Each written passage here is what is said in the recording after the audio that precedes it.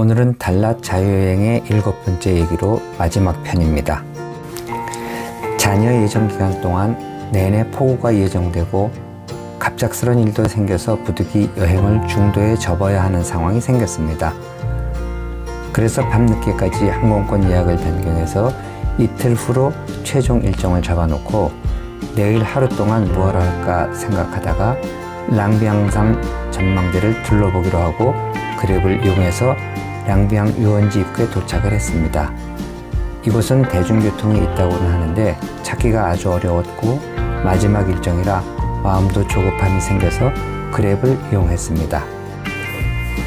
도착해서 보니 평일이라 관람객이 거의 없어서 찝차 한 대당 6명이 탑승해야 출발을 하는데 언제까지 기다려야 할지 몰라 6인 요금을 내고 찝차를 둘이서 타고 가기로 했습니다. 게다가 불과 며칠 전까지만 해도 60만 동이었는데 지금은 72만 동으로 20%나 인상이 되었습니다. 평일이라서인지 올라가는 길은 한산했습니다. 오르는 길이 엄청 가팔랐는데 찝차가 힘이 좋아서 아주 부드러운 주행으로 정상까지 올라갔습니다. 일본산 마츠다 차량인데 탐나는 차량이었습니다.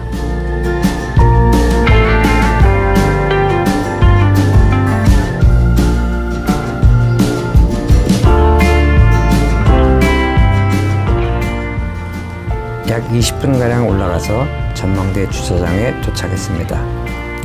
역시 평일이라 여유있게 전망을 즐길 수 있었습니다. 한 가지 불편한 건 큰 개 여러 마리가 주변을 맴돌며 짖어서 위협적이었는데 사육하고 있는 강아지인지는 모르겠지만 아무튼 많이 불편했었습니다. 달랏 여행을 하면서 가장 불편했던 점 중 하나가 길거리에 돌아다니는 강아지들이었습니다. 지난번 영상에서도 언급드렸던 것처럼 뚜벅이로 다니기에는 유기견이 많이 부담스러웠습니다. 다음에 다시 오게 되면 캡사이신 스프레이를 준비하면 좋겠다고 생각했더랬습니다. 전망대 주차장에 도착해서 1시간 후에 차량으로 다시 돌아오기로 기사님과 약속을 하고 전망대 구역을 돌아봤는데 요즘 유명하다는 관광지는 거의 다 사진 스팟인 것 같습니다.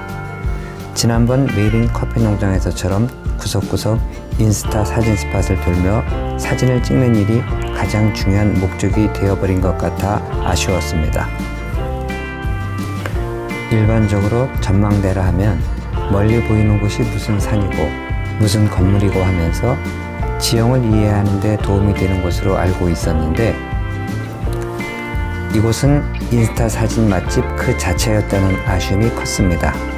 그래도 사진은 남겨둬야 할 것 같은 의무감에 몇 장의 사진을 남겨봤는데 집에 돌아와서 보니 의외로 나쁘지는 않았습니다.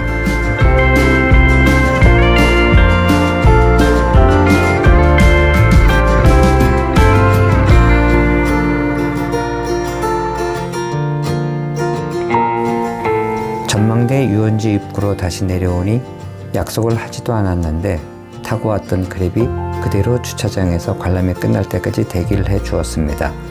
대중교통이 마땅치 않고 그랩 호출도 어려운 현지 여건이 반영된 묵시적인 약속인 것 같습니다.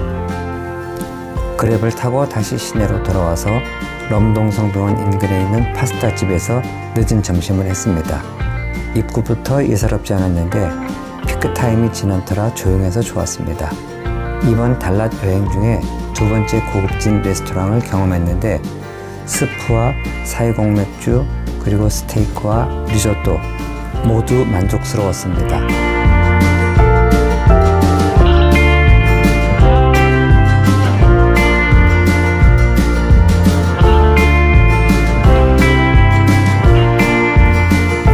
식사를 마치고 내일 출국을 위해 오늘은 조금 서둘러 마사지 테라피를 받으러 가는데 길거리에 비닐봉지에 들어있는 금붕어들을 만났습니다.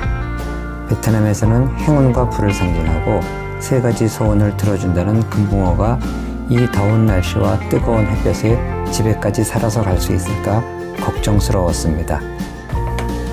가는 길에 커피 농장이랑 이름이 똑같은 메린 학교를 지나쳤는데 70년대 초 우리나라의 학교처럼 운동장이 학생들로 가득했습니다.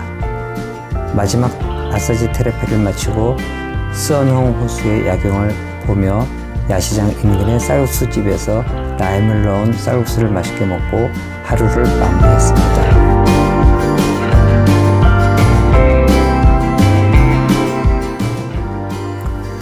오늘은 한국으로 돌아가는 날입니다.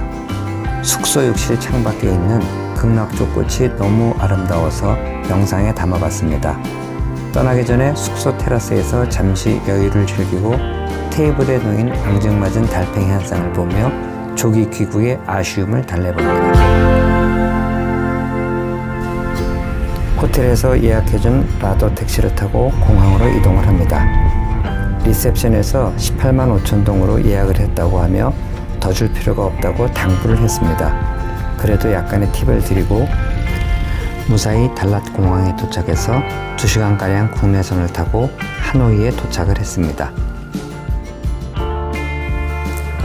하노이 노이바이 공항 국제선 터미널로 셔틀을 타고 이동을 해서 약 6시간가량 환승 대기하고 드디어 귀국편 비즈니스석에 앉았습니다. 이번 여행 중에 경험을 했는데 비즈니스 승객은 모든 출국 절차에서도 우선권이 있었습니다. 사회주의 국가에서 자본주의를 완벽하게 느끼는 시간들이었습니다. 이번 베트남 달랏 여행을 하면서 도움을 드릴 수 있는 팁 2가지를 드리며 마무리하려고 합니다. 첫째, 환전은 최소한 이틀 정도 필요한 현지화를 한국에서 환전하고 나머지는 베트남 현지 금은방에서 환전하는 게 도움이 될 것 같습니다. 경험적으로 크게는 10% 정도 차이가 있었습니다. 두 번째로 영상에서처럼 베트남에서는 교통편으로 그랩 택시를 저렴하게 이용할 수 있다는 점을 공유드리며 베트남 달랏 자유여행 컨텐츠를 마무리합니다. 혹시 달랏 여행과 관련해서 궁금하신 사항 댓글 주시면 성실하게 답변 드리겠습니다. 오늘 준비한 영상은 여기까지입니다. 감사합니다.